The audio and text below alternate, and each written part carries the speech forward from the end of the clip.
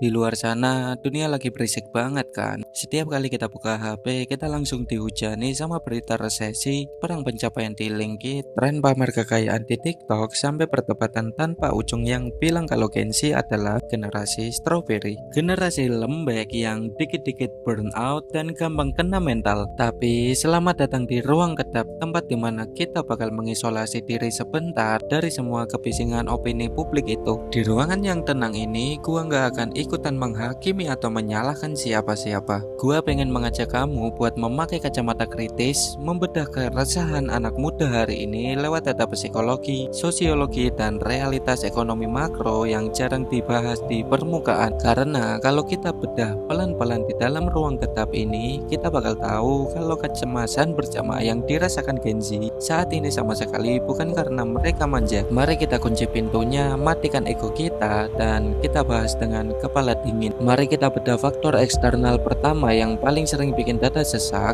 realitas ekonomi. Generasi tua sering bikin simplifikasi masalah yang malas. Mereka bilang anak muda sekarang susah punya aset karena kebanyakan beli kopi susu dan healing. Tapi mari kita lihat data realnya secara objektif. Faktanya, kenaikan rata-rata upah pekerja muda saat ini tiap tahunnya cuma merangkak di angka single digit. Sementara di sisi lain, grafik harga tanah dan properti melonjak puluhan persen setiap tahun tanpa peduli kemampuan dompet kita. Di dalam psikologi ada kondisi bernama financial indulgence anxiety. Ketika otak bawah sadar manusia menyadari bahwa kebutuhan paling mendasar mereka, seperti rasa aman memiliki tempat tinggal, terasa mustahil dicapai walau sudah bekerja keras. Sistem saraf mereka akan otomatis masuk ke mode fight or flight konstan.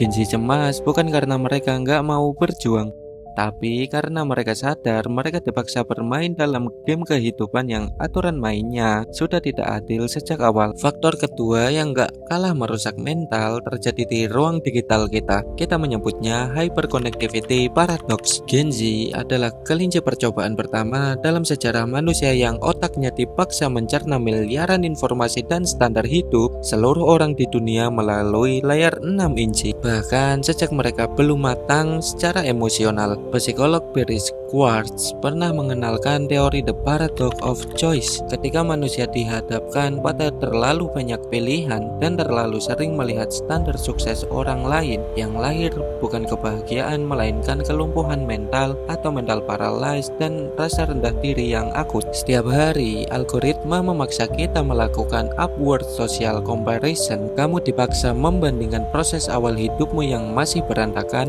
dengan potongan 10 detik terbaik dari hidup orang lain yang sudah dikurasi lewat filter kemewahan. Efeknya, kamu merasa tidak pernah cukup, kamu merasa selalu tertinggal. Kebisingan digital ini perlahan-lahan menyedot rasa percaya dirimu sampai habis. Lalu, setelah kita berhasil mengisolasi akar masalahnya di dalam ruangan ini, apa langkah konkret yang kita bisa ambil? Bagaimana caranya agar kita tidak ikut gila di tengah dunia yang berisik? Gua punya 2 strategi sederhana yang bisa kamu terapkan dari sekarang. Aktifkan filter kedap pada konsumsi informasimu. Kamu tidak akan bisa menghentikan orang lain untuk pamer atau algoritma untuk bekerja, tapi kamu punya kuasa penuh atas apa yang masuk ke dalam otakmu. Coba kurasi ulang lini masa media sosialmu. Jika ada akun, teman, atau lingkungan yang secara konsisten memicu rasa cemas dan minder, klik mute atau unfollow. Lindungi kedamaian mentalmu seperti kamu melindungi barang paling berharga di dunia. 2.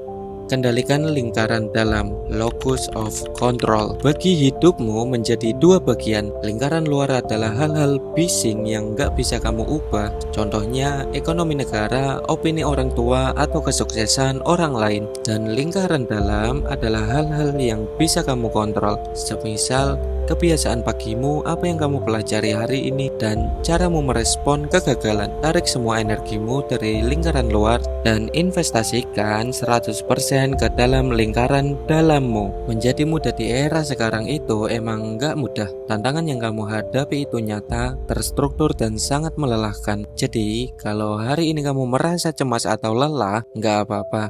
Respon itu sangat manusiawi dan valid. Tapi ingat, dunia boleh saja berisik, tapi kamu selalu punya pilihan untuk masuk ke ruang kedapmu sendiri, menenangkan pikiran dan berjalan dengan ritmemu sendiri. Kamu nggak sedang balapan dengan siapapun di dunia ini. Definisikan ulang artinya sukses versi dirimu sendiri, bukan versi media sosial. Gimana menurut kamu? Apa hal paling berisik yang pengen kamu isolasi dari hidupmu saat ini? Tulis pendapat jujur dan cerdas kamu di kolom komentar di bawah. Mari kita berdiskusi dengan kepala dingin. Kalau kamu merasa ruangan ini memberikanmu ketenangan dan insight baru, silahkan klik like, share ke temenmu yang lagi cemas, dan subscribe channel Ruang Kedap. Gua Ali dari Ruang Kedap pamit undur diri. Tetap kritis, redam kebisingannya, dan tetap santai. Sampai jumpa di ruangan berikutnya.